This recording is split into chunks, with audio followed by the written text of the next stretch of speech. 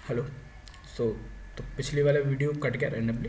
तो अब इसमें देखिए, अगर मैं के यहाँ रखूँ तो के किसको वाई एक्सेस को कट करेगा यहाँ पर, है ना, एफ ऑफ के। तो अगर मैं एफ ऑफ के की बात करूँ, दोनों केसों में तुम देख रहे हो ग्रेटर देन जीरो आ रहा है। कैसा आ रहा है? Greater than zero. F of के आएगा कैसा? Greater than zero. ठीक है। अब देखो यहाँ पे हमें पता है यहाँ पे क्या रहता है इसके पॉइंट में, एक्स एक्सेस, इसका X axis minus B upon two. क्या रहता है इसका X axis? Minus B upon two, है ना।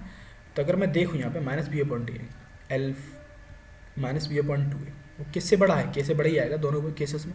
दोनों केसेस में के से बड़ा आएगा। तो तीसरी बात यहाँ समझ में आई कि माइनस बी अपॉन टू ए कैसा रहेगा? हमेशा ग्रेटर देन के।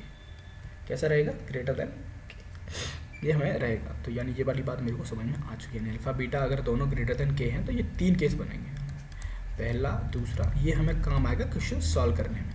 अभी सब जस्ट कंसेप्ट समझ रहे हैं कि कंसेप्ट क्या चल रहा है। देखो दोनों रूट हो गए। अब मान लो अब तीसरा, अब चौथा केस ले लेते हैं। क्या लेते हैं?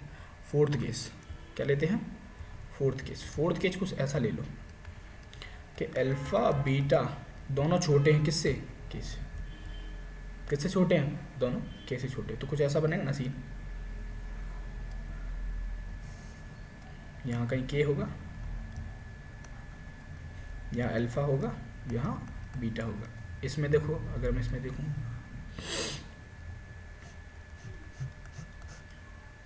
यहाँ अल्फा बीटा रहेंगे दोनों, यहाँ कहीं के होगा। ठीक है। अब देखो इसमें देखो सीधा फिर से अगर मैं केसेस की बात करूँ, किसकी बात करूँ? केसेस की। तो पहला केस क्या रहेगा? वही D greater equal to zero निकलेगा। दूसरा, इसमें भी एफ के क्या रहेगा? ग्रेटर देन जीरो रहेगा। इसमें भी एफ के क्या रहेगा? ग्रेटर देन जीरो, क्योंकि दोनों पे पॉजिटिव वैल्यू आएगी। देखो नीचे आ ही नहीं रहा, के की वैल्यू रख रहा हूँ तो ये ऊपर जा रहा है, के की वैल्यू रख रहा हूँ तो ये ऊपर जा रहा है। तीसरा केस क्या बनेगा? यहाँ माइनस बी अपॉन टू ए भी हो रहेगा। क्या रहेगा? Minus B upon to A.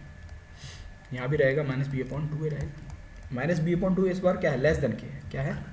Minus B upon to ए क्या है? लेस देन के है। तो देखो तीनों बात समझ में आ गई। आसानी है, बहुत आसान से समझ में आएगा अगर आप समझेंगे इसको तो।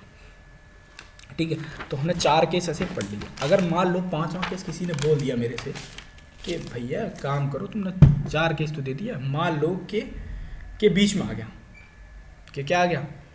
बीच में आ गया अल्फा बीटा के, तो क्या हो गया? तो मैंने कि ठीक है देखते हैं इस केस को। पांचवा केस देख लेता हूँ। पांचवा केस कुछ ऐसा है कि जो के है वो लाई कर रहा है अल्फा और बीटा के बीच में, है ना।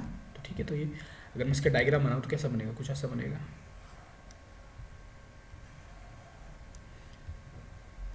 ये अल्फा, ये बीटा, के बनाऊँ उसमें तो के यहाँ होगा कहीं, है ना, के यहाँ होगा। तो देखो अगर सोच के देखो,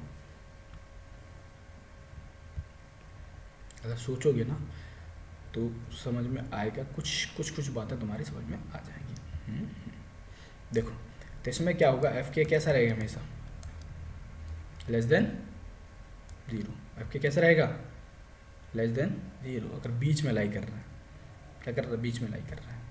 ठीक है। दूसरा वही D greater equal to zero.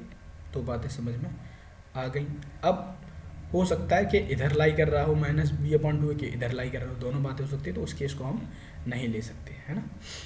अब बात करते हैं हम छठवें केस की। किसकी बात करेंगे? छठवें केस की कि दो वैल्यू हैं के वन के टू। तो के वन के टू के बीच में अल्फ़ा और बीटा दोनों लाई करते हैं। के वन के टू के बीच में क्या लाई करेंगे? अल्फ़ा और बीटा। तो ये केस समझने वाला है थोड़ा।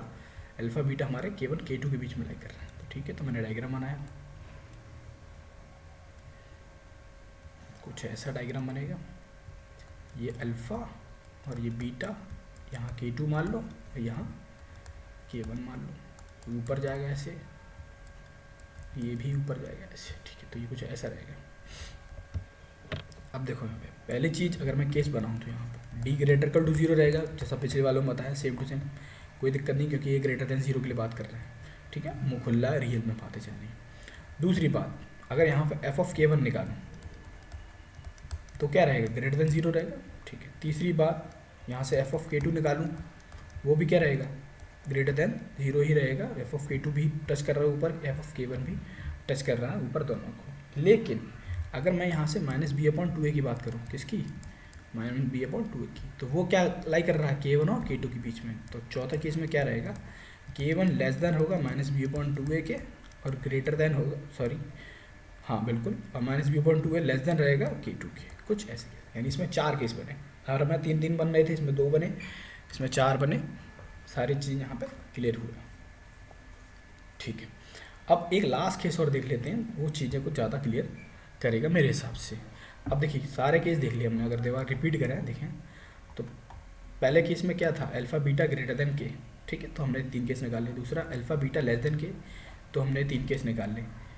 इसके बाद ये आया कि अल्फ़ा बीटा के बीच में के होगा तब क्या रहेगा, और अल्फ़ा बीटा दोनों K1 K2 के बीच में रहेंगे तो क्या होगा।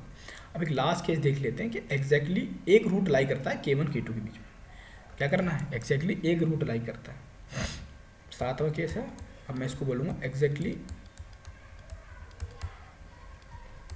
One root lies between K1 K2।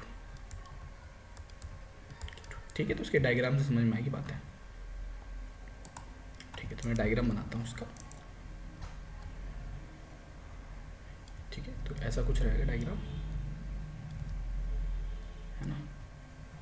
ठीक है, ये अल्फ़ा है, ठीक है, और ये K1 है, ये K2 है।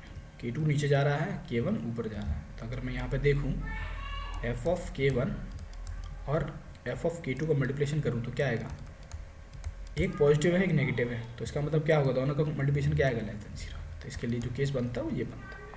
तो ये सारी चीज़ें होती हैं, हमने सारी चीज़ें, सारे सिनेरियो, 7 सिनेरियो हमने समझ लिए, 7 8 जितने हैं, कि अगर इंटरवल के बीच में लाई करेगा तो क्या होगा, अल्फा दोनों पॉजिटिव हैं, दोनों नेगेटिव हैं, या किसी के से बड़े हैं, के से छोटे हैं। तो सारी चीज़ें हमें समझ में आ चुकी हैं अच्छे से। ठीक है, अब इसके बाद हम पढ़ेंगे wavy curve method next video में। Thank you.